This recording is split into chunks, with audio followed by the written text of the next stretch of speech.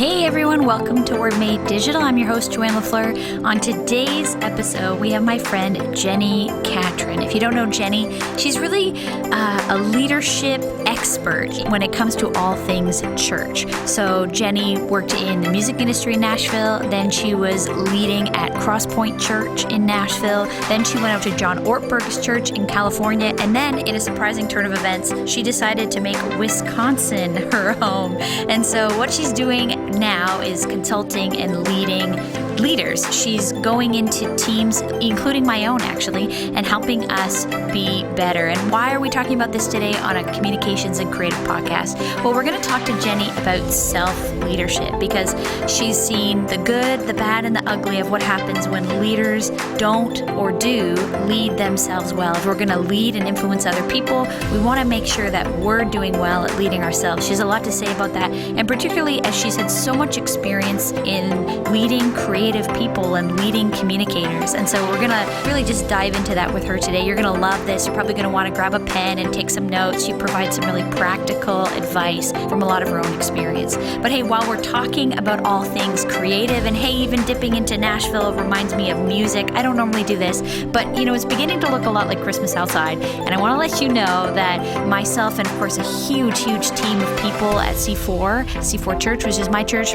we've written a Christmas song, our first ever Christmas song coming out of C4 Worship, and it's called Greater Than the Whole World. So if you're on Spotify or iTunes or Google Play, I don't know, wherever you get your music, why don't you check out Greater Than the Whole World by C4 Worship. I think you're going to love it for the Christmas season. I hope it encourages you, blesses you, gives you some perspective on how good Jesus is to us in this world. But for now, let's dive into the conversation with Jenni.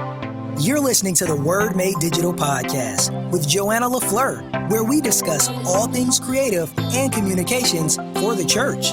The church carries the best news in the world, so we want to help you be the best creatives and communicators in the world. Let's go.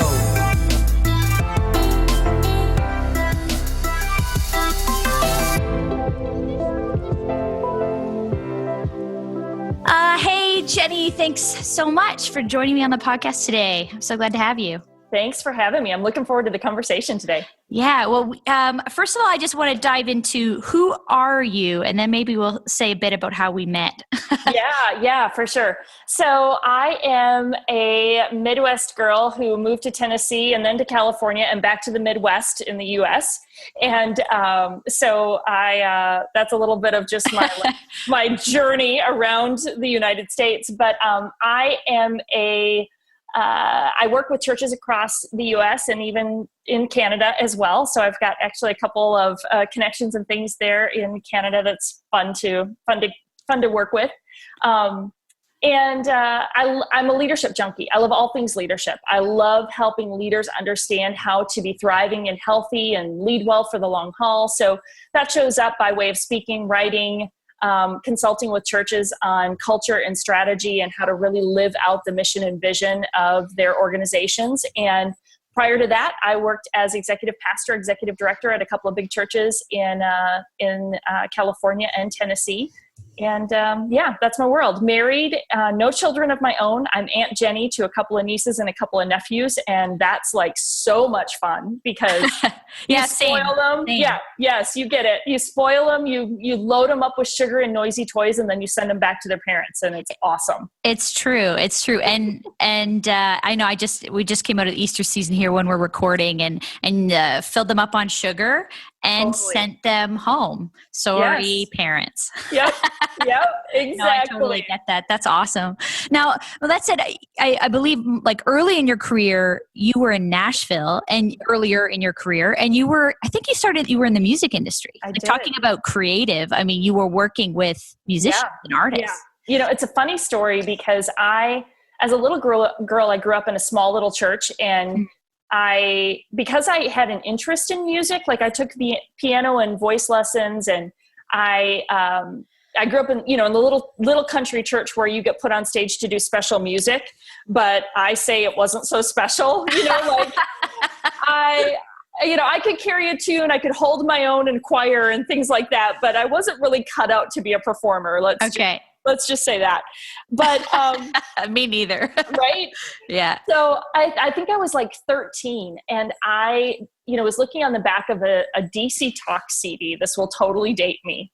But, some of you are listening, you're like, I don't even know what a CD is, right? Because we don't listen to physical products anymore. But I was looking at this thing, and it said Forefront Records. And I thought, what in Franklin, Tennessee? And I thought, what does a company like that do? And I think I was starting to discover I had kind of this business side of me, this administrative kind of wiring, the leadership piece in me was starting to come out. And I said, you know what? I want to go work for that company, because while I don't think I'm the creative, I think I can help. I can go do the stuff behind the scenes that helps creatives thrive. So interesting. I totally set my sights on Nashville, wanted to work at Forefront, got a job there, spent 9 years there as a brand manager and artist development director. So I was the person that when an artist would finish their record with the A&R department, it would be handed to me, and I was responsible to make sure we carried out that artist's vision for their music, in their packaging, in their marketing, all of those elements of helping lead that forward. So I have a deep love for creatives, and particularly music, but in helping understand what's the vision for what they want to accomplish. How do I maintain the integrity of their artistry and their work, and also help the business side get done what needs to get done. So carried that over into ministry. And I've always had a deep love for helping creatives have a great place inside of ministry. So I think that's always been like a little subconscious agenda for me. Yeah, and I think that's interesting that you would say you're maybe you wouldn't describe yourself as a creative, but sort of really consistently a leader of creatives, or taking their vision and carrying it forward. Because even as we're sitting here today, people listening won't be able to see. I see these charts behind you, and everything that I see that you're doing, I think has a creative flavor to it. So maybe I think I kind of get encouraged when I can broaden the scope of what it means to be creative. Because that's good. Many more people are creative than we want to give credit for. And that's part of my own story, that I never would have described myself that way, because I grew up in an engineering kind of family where creativity wasn't valued. And so it wasn't until later that I began to name some stuff that I did as creative. Anyways, my point being, actually, I do actually think you are fairly creative. I think it just lends itself into all of your problem solving. That's probably true. And sort of how you approach articulating leadership problems and solutions and all that kind of stuff. I don't know. No, I think you're right. That's really great perspective, because I think that's why I align and associate with creative people, and have I really have a heart and a compassion for people that are what we would the more artistic musician, the more front facing creatives, as we would, classify them. But there is, this chaos behind me is demonstrates the craziness in this mind of working it out and figuring out how I think those look like, are they those giant Post-it stickers? Mm-hmm. Yeah, yes. those are. I love them. Awesome. I love them. I mean, it's going to be a good meeting if there's a giant Post-it sticker. That's right. Particularly as a creative person, it just gets it all going for me. Started writing on the walls and all that stuff. It's awesome. So I love that you're doing that too. That's really fun. So, you have been in leadership, over creatives, with creatives, for a long time. Really, it's one of the markers of your whole career. But why leadership in general? You're so passionate about leadership. So whether creative or not, what is it about leadership why does it matter so much to you? Yeah, I think I kind of stumbled into it early on in my music business days. I had been given the responsibility to lead a division of the company, and I was super young and I didn't have a lot of experience. And I really kind of botched my first management leadership moment. I was barking orders and thinking I was the boss and I had arrived, and you can infuse all the 23-year-olds naive arrogance into that equation. And I really just kind of made a mess of things. And I had my mentor and my boss say to me, Jenni, if you want to work with widgets, go work in a factory. But if you want to work with people, you're going to have to learn how to love them and how to lead them. Right. And that was kind of that distinctive moment for me to realize, you know what, if I want to really guide and lead people to accomplish a mission together, then I've got to understand what leadership really means, because it's not just barking orders, right? It's not just barking orders and telling people where to go and how to get things done. And people aren't just a part of an assembly line accomplishing all of Jenni Catron's great big vision. It's like, no, I actually am helping draw out their strengths and draw out their gifts and help pair that with this mission that we need to be on together. And that there's actually, back to the creative piece, right? There's an actual, like, really something beautiful that happens when we can pay attention to the uniquenesses of every person that we have leadership influence with, and we can help align those gifts and talents to the accomplishment of vision and mission. That's just pure fun. It's just kind of like, I love it. I just geek out about that. I love when, there's somebody that I've been investing in and I've been developing, and I see them thrive and flourish. It is like, there's no greater joy. Wow. So I think I just kind of, I got that bug early to say, I want to understand what healthy, God-honoring leadership looks like. And then how can I help people understand that? Because you know what it's like. And when you've been led by somebody who's a great leader and they really motivate you and encourage you, and they say the hard things to you too, right? Yeah. But that they're for you, and they believe in you, and they want the best for you and from you. And they're going to push you and stretch you and challenge you. And you're better on the other side of that. Like, that is it's such a gift. And then we've all probably experienced too, that person who just kind of, we felt stifled, we felt underappreciated, we weren't flourishing, just the person who didn't know how to lead us well. And sometimes there's all kinds of factors at play. I just said, you know what, I want to figure out how to be that first scenario, and I want to figure out how to help other people do that as well. So it was kind of long-winded, but it's your passion coming out.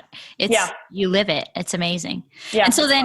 And so then in all that, what is it like leading creative people? I mean, they're in some ways, and of course, as we already said, I do actually think a lot more people are a lot more creative than they give themselves credit for. But there are some people who are farther down the spectrum. Totally. And so, I mean, you've done this for a long time. And in your observation, in your studying, you research this, you breathe and live this every day. What are some uniquenesses about leading creative people, some of the challenges? So if someone's listening right now who leads maybe they're creative leading other creatives, or they're a senior leader leading creatives, what's unique about that? Yeah. I think the thing you have to be aware of, if you're a leader leading creatives, whether you're and we're all creative to an element ourselves or not, but if you're in that place of leading other creatives, I think it's particularly if your wiring, if your personality is a bit different. So even though I have this creative side of me and this love for creatives, I'm also a very A-type, overachiever, very driven. And that sometimes is oil and water with your more creatives that aren't as structured and, maybe don't have as good a sense of, if we start going into some of the stereotypes, right? No. A lot of creatives will work kind of crazy hours when inspiration strikes, and they're not as structured in their day. Like, I am totally regimented. I am up at the same time every day, and I have pretty much a very similar routine, kind of a geek in that way. Well, but I have to be, as their leader, I have to understand their rhythm is different. And I think it's an old Stephen Coveyism, right? Seek to first to understand, it's like seek to understand the people that you're leading and how they're wired and what motivates them and what energizes them, and really seek to understand them. And I think if you're not as wired that way, if you're not naturally, if you don't understand their world, then I would say to that leader, slow down and really try to seek to understand them, seek to get to know them. Now, with that, I think we also have to coach creatives and help them find a way to live within the structure, So, you and I are both in church leadership, right? Sunday comes every week. and it is going to come, right? It's like the video project or the song that needs to get rehearsed or whatever it is. That graphic or that artistic piece or whatever it may be. It is going There's a real deadline. There's a real deadline. Yes, it is like you can't keep pushing it. Yeah. So I think that helping creatives understand that and trying to figure out how to set some boundaries and how to give them some parameters on that is really important. And again, that's a give and take. I think for me, I had to learn, you know what, I've got to make sure they feel like I honor them, celebrate them, value them, but yet then I can hold them accountable. It goes back to, we have to build relationship first, right? This goes back to that mentor who, kind of really said, you got to learn to love them and lead them. Well, I've got to build a relationship with them. They've got to know that I'm for them, that I believe in them, that I celebrate them. So every opportunity I have to be praising and encouraging their work and giving them feedback also gives me the equity to say, okay, I need you to, and I would say one thing too is being clear with creatives, of like that there's clarity of what's needed and when it's needed, and then accountability if it's not met.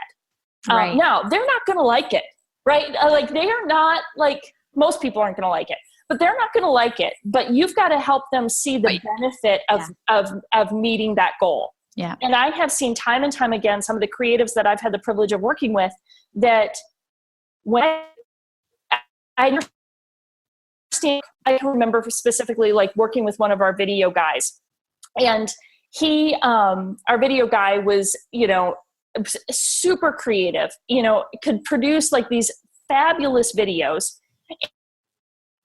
I didn't have an understanding of what it was taking. I didn't have an understanding of what it was requiring of him to do this work. And so if I started adding to his workload without an understanding of what it was requiring of him, I was like snowing him under and creating impossible expectations that just set him up for failure and set me up for frustration. And so I had to learn, and I had to back up and go, okay, can you back this out for me and help me explain what it's taking for you to get this done? Because sometimes I think we don't have a good understanding, and therefore we have unrealistic expectations because we see what they produce and we're like, oh my gosh, that's amazing. And we think that they do it overnight. And sometimes they did it overnight, but they did it all through the night, So anyway, I think what I had to learn was get a healthy understanding of what it takes and what it means, and then be able to give realistic expectations and agreed upon guidelines of like, okay, ideally we need this for Sunday, but we need to rehearse with it on Thursday. Is it reasonable that you can have it finished by Thursday? Well, that's going to be pushing it. Okay. Can you have it 75% done by Thursday so that we can at least watch it through to test it in the run through? Okay. Yes. So it's like, how can you got to give that attention to it, in my opinion. And so what are some things as a boss or a manager of other people, if you're a creative type of person, what are things that your boss wants to hear from you? Like I'm hearing you talk about what are the because it goes both ways. So what is the communication that the creative person is responsible for? Your boss wants to know timelines. Your boss probably wants to know the process. I'm sort of pulling this out of what you've already said. The process. How long did it take, and what is it really going to take to get from idea, concept to we have that product in hand? I mean, what are the things? What are the things you think? What does the boss want? What will make the boss happy? Yeah, that's so good. And yes, it's that. It's the good communication. Realistic timelines. I think sometimes where, at least in my experience, where creatives and I would get sideways is they might agree to a deadline, but it wasn't realistic, and or they were overly optimistic about when they could get something finished, and they underestimated it. So it's like, try to be really be realistic about that deadline and then commit to it. Communicate when it starts going sideways. So the axiom that we used all the time with my team was no surprises, right? No surprises. I can handle if something's not working out. Like if, like the location for the shoot fell apart, or let's say we did the first round of the graphic and it's horrible, or we did that voiceover and that was a complete dud and it set us back, whatever the dynamic is, update me and let me know if we're hitting a snag or if something's, if we've got a hiccup. Don't try to just fix it and cover it, because 9 times out of 10, I'm going to find out and it's going to show up, and it's, no surprises. Just keep me updated. Not that I need every little nuance, but you'll know what your leader needs. When your leader needs a little bit more or less. And so just our rule was just no surprises. Just make sure you're communicating. What do we need? What's going on, and give us a heads up. That way we can pivot together, or we can problem solve together to figure out what we need to do. So I'm not left in a lurch at the end. I think that, I think good communication. I mean, I think so much of like good, healthy work relationships, I think relationships in general, but I think working relationships, the communication thing is so critical. Yeah. That, I would teach our teams, just operate by these 3 questions. Who needs to know? What do they need to know? When do they need to know it? Who needs to know? What do they need to know? When do they need to know it? Who is impacted by the work I'm doing? If this is not going according to plan, or if we're going to have to change and do this instead, who's going to be impacted by that decision? And then what do I need to make sure they know? When do I need to make sure they get that information so that they're prepared? So it's really anticipating and thinking on behalf of the people you're and that's regardless of whether they're your manager, your peer. I think that's just good, workplace etiquette is really trying to anticipate and think on behalf of people who are impacted by your work. Yeah. Now, I mean, in the digital age, communication can come at you on how many different messaging systems? Oh my gosh. We've got our personal email and our 3 professional emails. And then we have the email that our mom uses that we had in 1998. And we have text messaging, and we have WhatsApp, and we have Slack, and we have Facebook Messenger. And now young people that I work with, they're messaging me for work things on Instagram Messenger. And I mean, on and on it goes. Yeah. So what are some tools that you use, or do you have some rules around that, how communication goes in digital, or when it's in person versus online and all that kind of stuff? Do you have any guidelines for that? That's such a good question. And yes. Because I mean, and case in point, everything you just rattled off, well, everybody will work a little differently. Or like right now, Facebook Messenger makes me want to implode, because half the time I don't even know the messages are there. Half the time they won't load. And total chaos. So I'll get people who will get frustrated with me occasionally because they'll message me through that. And I'm like, I promise you, anyway. It's one of those things I wish I could turn off. And for anyone listening, if you have figured out how to, I don't think there's a way, at least not in the current system, to just shut it off your personal account. I would love to be able to turn it off, because I find people messaging me at all hours of the day or night about things that are work related, but I'm not at the place I'm doing work. I'm in the grocery store getting a Facebook message that I'm going to forget about by the time I go to the place I'm doing my work. Yes. I'm sure you know what I mean.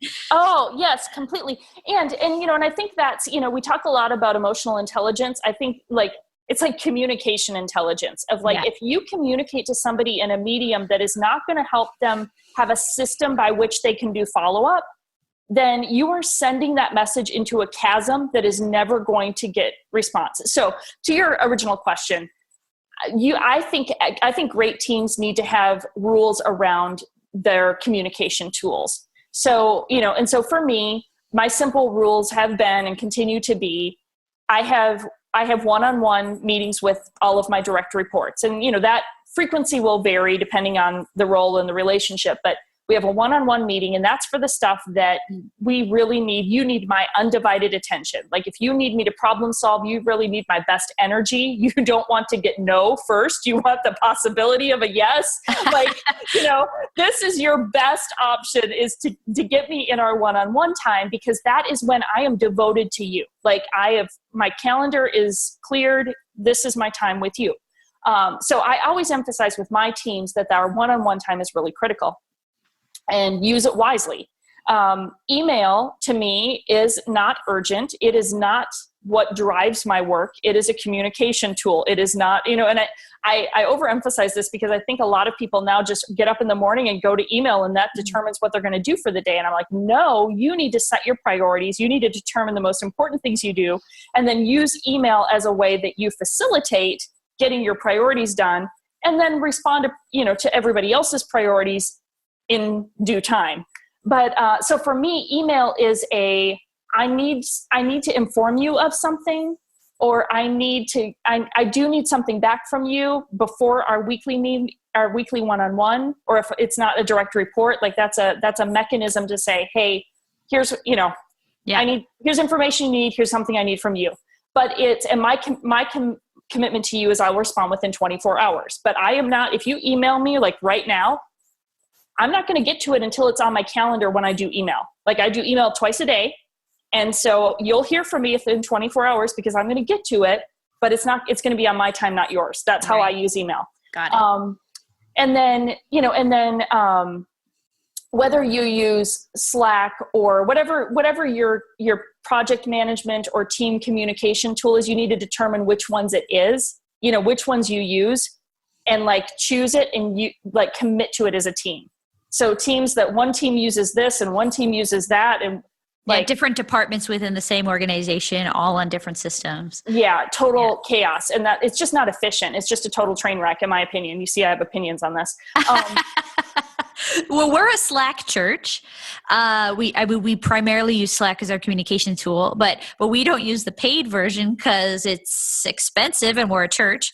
And, right. And it's like you pay a lot per user and we have far too many users. And so anyway, so then the problem with Slack though is after a certain amount of messages, all your messages disappear. I don't know if people who use Slack, so after X thousands of messages have gone amongst your team, the ones, the oldest ones just start dropping off.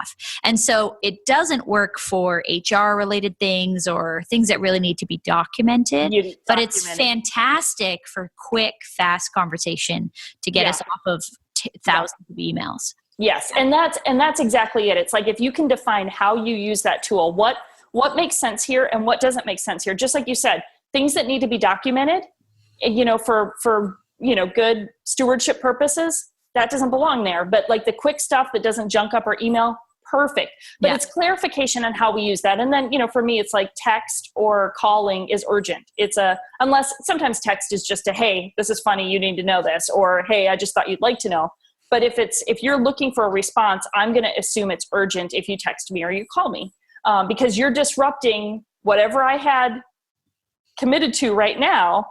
And so I'm assuming that it must be urgent if you're going to ping me right here where that is basically on my hip, Yeah, right. So, what I'm also hearing is that it has to be a mutually agreed upon understanding, because it's not fair for you to be frustrated people are texting you all the time if you haven't communicated these are the expectations, this is the ground rules for how we as a team are going to function. Exactly. And that was just an example of mine. Yeah, of course. But the point is you need to have those. You need to know, so everybody has clarity of, okay, which tools do we use? Like what are our primary tools as a team and how do we use them? So we have ground rules and we have expectations so that, for instance, there are some teams even that I know some teams that will say, hey, don't email outside of work hours. Well, I just think that doesn't work for me.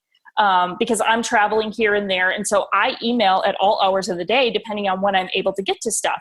But I have an understanding with my staff that they know just because Jenni emailed me at 10 p.m. doesn't mean she expects a response. And in fact, what I know about how she uses email is that she just wants me to look at that within the next 24 business hours. Right. She's not asking me to drop everything it just happens to be when she can work. So even nuances like that of just clarifying what is our expectation around these tools? How are we using them? So critical and so important because we have so many options right now. Well, and just as you say, more and more people are traveling for work. People are working in different time zones, particularly 9 to 5 stuff is kind of thrown out the window. I know I'm working with people right now in probably 3 different time zones because I hire people onto my team to do projects, and they're all over the place, but they're the best person for the job. And so we're working whether on one thing or a long-term relationship where we work together. And it's more about understanding mutually what is our agreed expectation for this rather than, it's true. There are people I know that they're the people who I will get messages from somewhere between 10 p.m. and 2 in the morning. I'm not going to be replying at 2 in the morning. So that's fine. They know that. Yeah, exactly. Yeah. And again, it's just like, it goes back to our communication piece, right? Like, it's like the clarity around how do we work together? And again, the more, and like you said, we work with people all over in all different time zones, and, we can all take our work with us everywhere we go.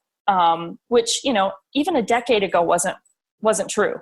So it's like everything has changed so drastically that you have to make sure you really have a clear understanding of how do we work, set those rules and set those expectations. And then I think that's I think it just creates more pathways to work together well.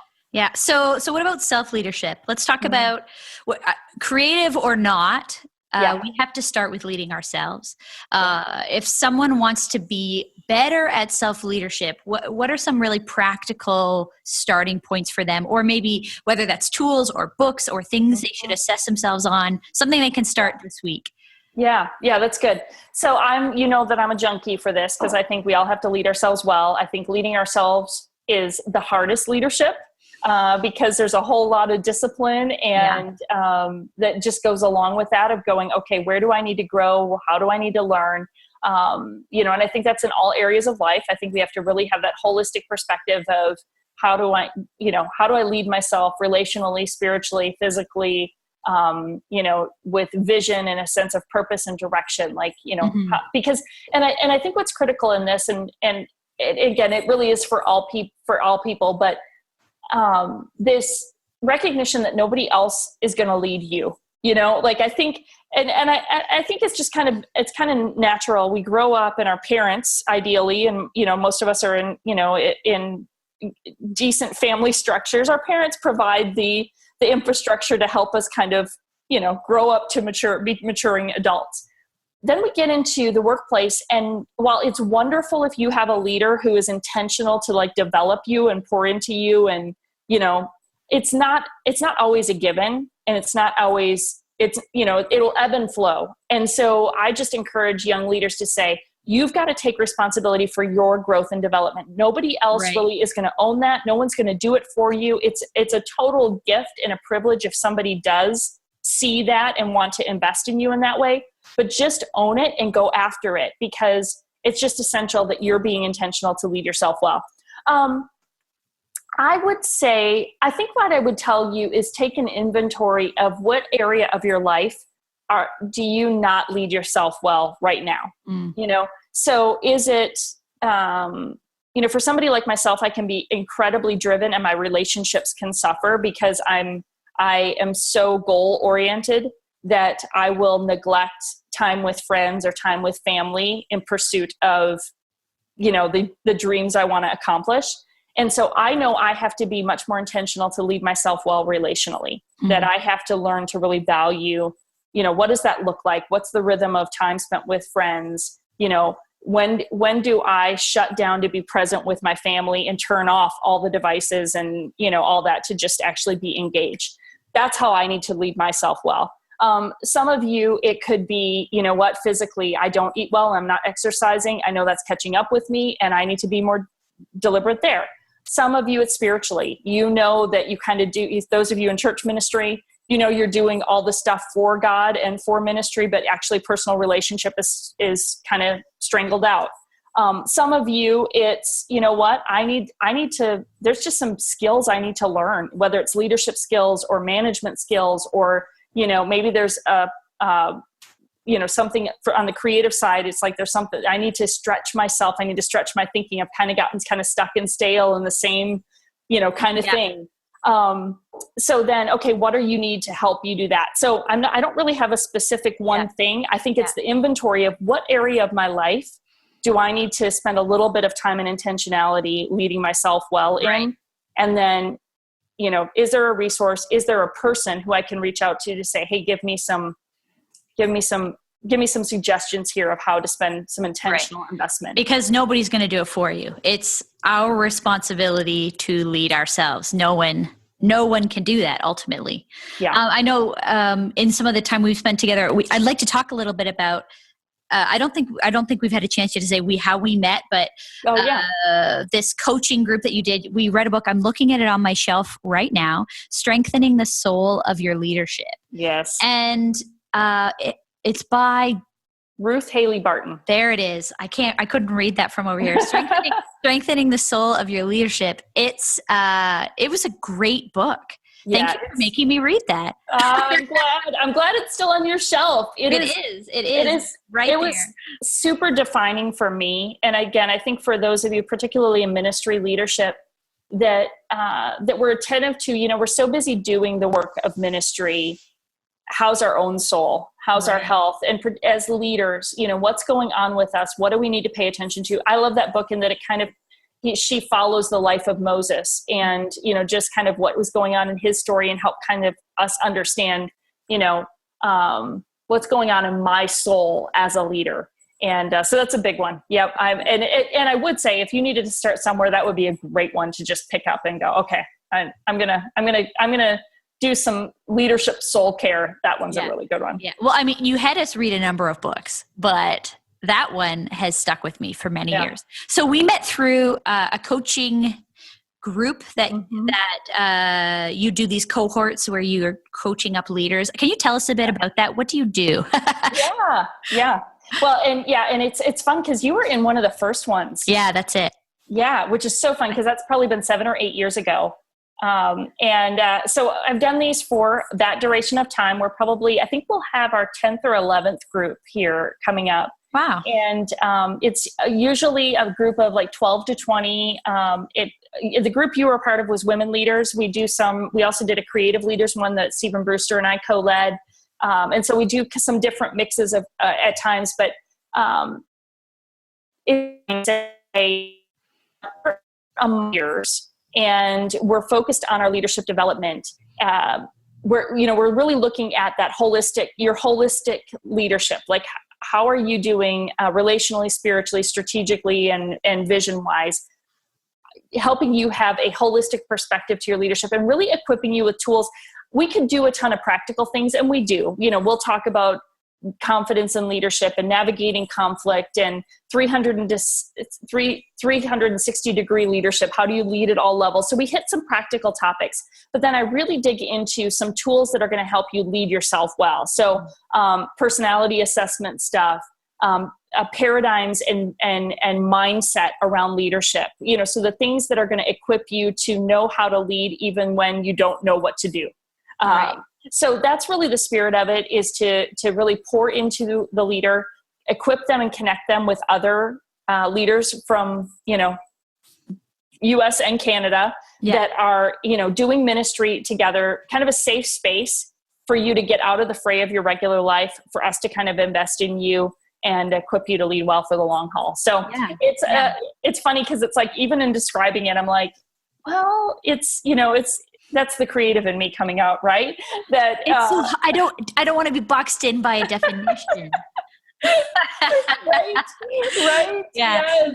No, but I mean, part of it is, I think, the magic of the relationships. It totally is. Magic's the wrong word, but you know what I mean. It's something that happens where what is hard to describe is the intangible. That thing that happens when a group of people who are like-minded, who have similar struggles, they get in the same room and they're having a meaningful conversation with people they've never met. Yeah. And whether it's someone you're going to be friends with in the long term or not, that's not really the point, but it stirs up that good meaty conversation and processing time. Yeah, for sure. Really for sure. Yeah. You actually summarized that better than I did. Oh, well, I don't know. I think it's hard when you're closer to it than I am. Right. And when you're so close to it, it's probably harder to step away and describe it. But I mean, obviously there's this creativity group you do with Brewster. He's on this podcast as well that I'm doing. And, but there's this one you do specifically for women.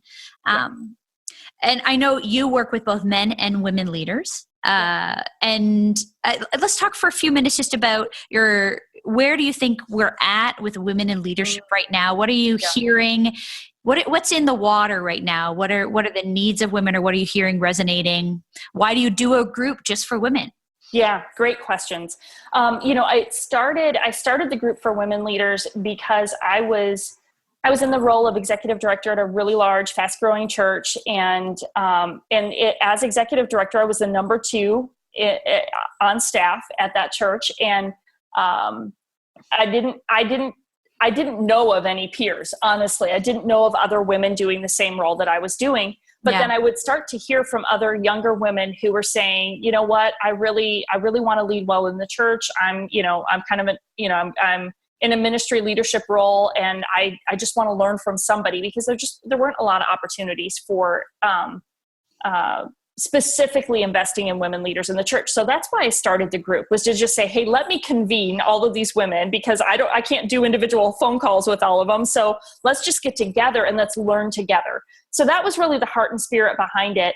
And I've seen that continue to serve us well. I mean, one of the things I think for women, we still are, and it's no surprise, we're still the minority in leadership roles within the church. So for a lot of women, when you get to a director level, and it doesn't even have to be director level, but if you're in ministry leadership roles, oftentimes you are one of the few females at the table. And so having a place where you can convene with a bunch of other women who sit in similar seats, and you can learn from one another, and you can, it's that shared understanding that's so, so, so valuable. So that has been the gold in my mind of those experiences, is really just saying, okay, you're not the only one. Yeah. And here's another lady from across the country who is navigating similar dynamics, and you can go, okay, all right, I'm not the only one. I can keep going. I can keep doing this. What I have seen in this, the past decade or so of women in church leadership is I've seen a lot more women being moved into positions of leadership. And I've seen the church in general embracing women in leadership roles much, much more. When I was in executive director, executive pastor role, for many years, it was hard to find any peers. And now I meet executive director, executive pastor women all the time. And so I'm just thrilled that I'm seeing it grow more and more. I think that it's still a lonely seat, that for a lot of women, they still are the only female sitting at the table. And that there's a lot of emotional energy to show up and sit around the table with a bunch of guys week after week, day after day. And we want to, it's not that it's not that the guys have anything against us. They're inviting us to the table, I'm sure that there are nuanced situations where, you feel the gender tension and dynamic, but by and large, I think that, I'm hearing a lot more openness to it. And I'm actually having pastors and senior pastors, male pastors and senior pastors coming to me and saying, okay, how do we invite more women in? And that is super encouraging. Wow. So I'm getting that a lot of well, Jenni, how do I help nurture women in our church to step into more leadership spaces? And I'm hearing more and more pastors asking me that question. So I'm just super encouraged by that. Yeah. So by and large, I am encouraged with the direction of women leaders in the church. It's, there's a long way to go, and there will always be theological differences on that. And I can respect that. We may land at different places of, where is it theologically okay for women to serve and to lead? I can be respectful of if people land at a different place than I do. But for those that are open to the conversation, I'm seeing it continue to grow. So I'm grateful for that. Yeah. Yeah. I mean, I'm not trying to poke at a theological debate, but it's true. Of course, there are very sincere, loving people who hold to a different reading of scripture in regards to the role of women, or there are a variety of ways it could be read, and they're all done with great love and thoughtfulness towards women, and the scripture is how I assume it to be. But for churches that are more open to it, or who are maybe doing some learning and reading into it and looking at these amazing women sitting in the congregation, Whatever the theology, what are the ways that women can engage? Particularly, I think creative arts is an amazing opportunity for women to engage, Totally. whether formal or informal leadership. There's opportunity for women to engage in that. So, we're kind of coming to the end of our time here, but in the church today, I see you're going all over the place. You're in different churches all the time. You're a visionary type of person by nature. What do you think for the age that we live in, with all the problems, even before we started recording today, there's lots of problems. There's lots of stuff for us to be discouraged about if we wanted to focus on it. But for all that could be, what is the opportunity for people with technology and the digital world and creative people and creative leadership? What are some gaps you think, creative people or people who know how to use the digital world that we live in, this is a thing that they could do? I don't know. I know I'm not sure if you would even have an answer for that off at the top of your head, but I'm curious, as you travel to so many places, what are you seeing? What's the vision? Yeah, it's a great, great question. And honestly, it's a question I'm wrestling with a lot of the churches that I work with.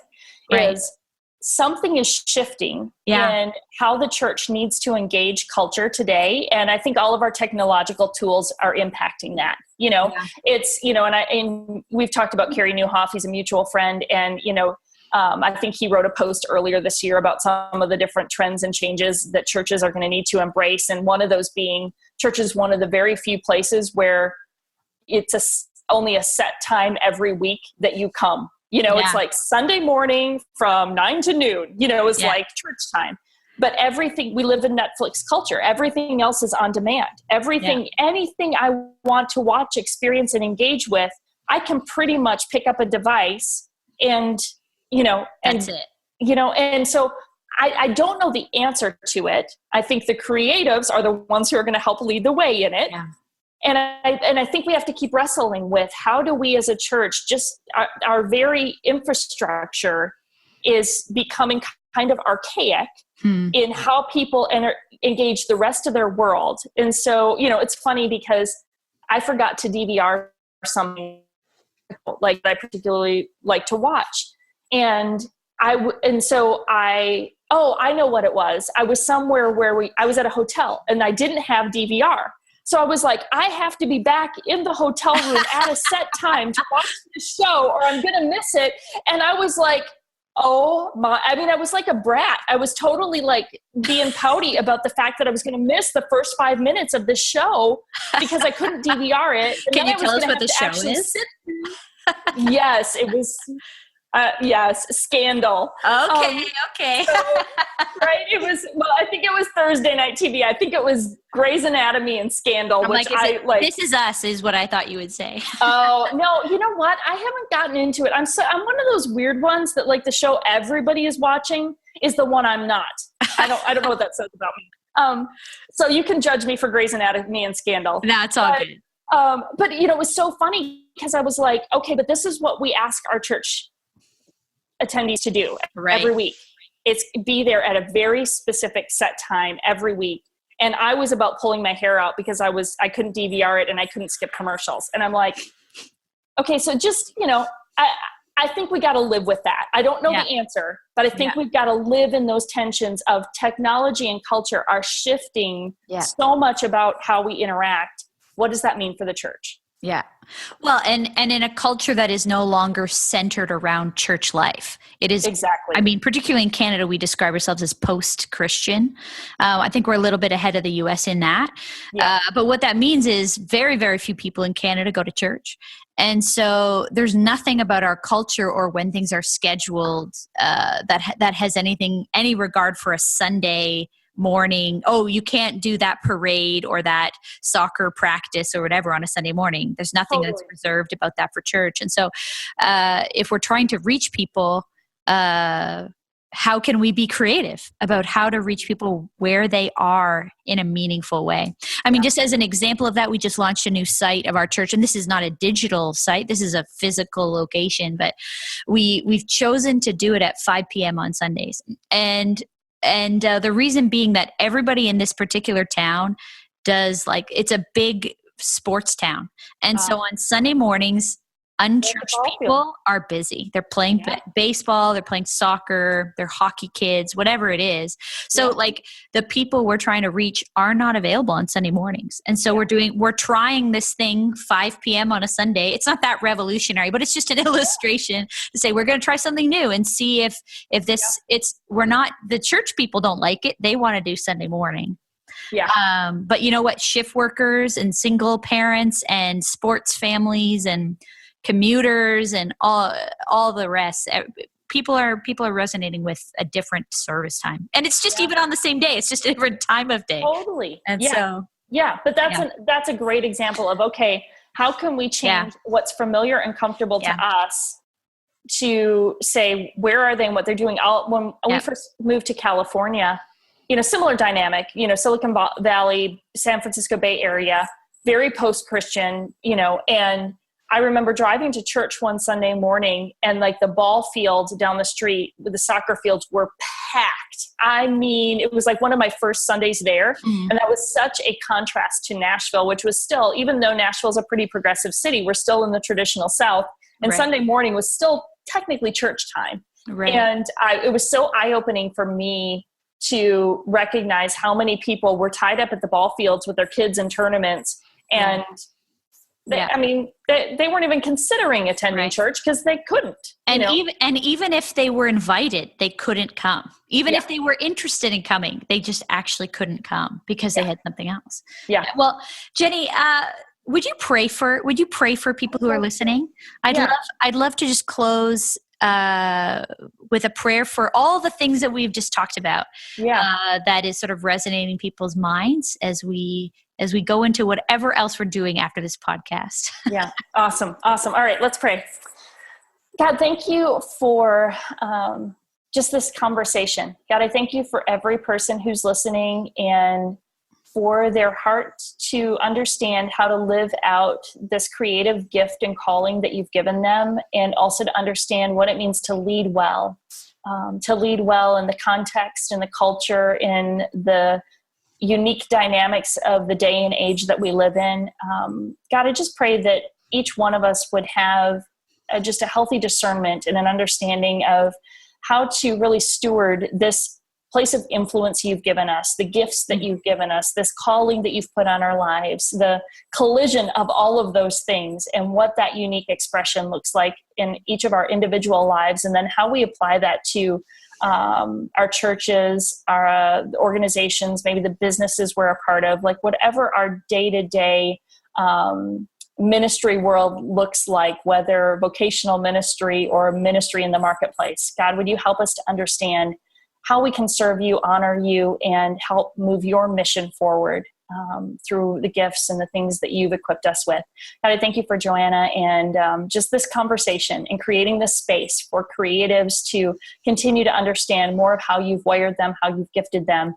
And God, would we just continue to honor you in all that we do. In Jesus' name, amen. Yeah, amen. Well, Jenni, thanks so much. Thank you. It's been a great conversation. And, how can people find you on the internet? Yes, please. I'd love to stay connected. On social accounts, I'm at Jenni Catron, JenniCatron. And then the organization that I lead is called the Foresight Group. And our website is getforesight.com. It's the word get, the number 4, the word sight.com. And SIGHT, by the way. And please connect with us. We have tons of leadership articles, free leadership resources, the coaching groups, personal coaching. Our heart really is to help leaders have the foresight for success. We want you to lead well, lead yourself well, lead others better, and be thriving and healthy. So that's the heart and passion. So connect with us there. Yeah. Well, thanks so much for the conversation today. I mean, obviously everyone has seen your heart and seen your passion for leadership. And I think we've all taken some good nuggets away. And if nothing else, everyone should read that book, Strengthening the Soul of Your Leadership. Yes. And it was awesome. Thanks. Awesome. Thank you. I love that conversation with Jenni. I think it's just so practical, and the advice that she gives to us as creatives and as communicators is advice that if we take it would actually shape us, shape the teams we lead, and shape the churches or the ministry or the work that we're doing. So I hope that you would really consider what she has to say and put some of it to practice in your life. All right, if you want to get a hold of Jenni, her name is spelled Jennni, Catron. Jenni Catron. You can find her on Instagram. You can find her website. She's got a bunch of books. Maybe you want to grab one of her books. You can grab it on Amazon. I'm going to link to some of that in the show notes below. And next week, we have Sheila Walsh on the show. Sheila Walsh is someone who's been listened to on TV by millions and millions of people. She's an author. She's a preacher. She's a speaker. She used to have a big music career, so maybe you've heard of Sheila before, but we're going to be talking to her about what it looks like to live in the public eye, to have a very public ministry, particularly on TV, on media. What does it look like to have a public ministry, but then also a private life? The story, if you don't know Sheila's story, is that in the early 90s, she actually on television, on live TV, she had a public breakdown on TV, and in the early part of the day, she was leading on TV, and at the end of the day, that same day, she was ending up in a psychiatric ward of a hospital. So we're going to talk about media and mental health and what this current climate of having more conversations about mental health is doing for us, for better and for worse, and what it looks like to have a public ministry but also maintain some privacy about the things you're going through and the people that you need to work that out with privately. Well, I can't wait to get that to you next week and can't wait to see you next week on the episode. Meanwhile, grab that C4 Worship song. I hope you enjoy it this week. Thanks for listening to the Word Made Digital podcast with Joanna LaFleur. Head over to joannalafleur.com for more practical tools, interviews, and videos for creatives and communicators. We'd love to help you be the best you can be at communicating the best news in the world. Tap that subscribe button.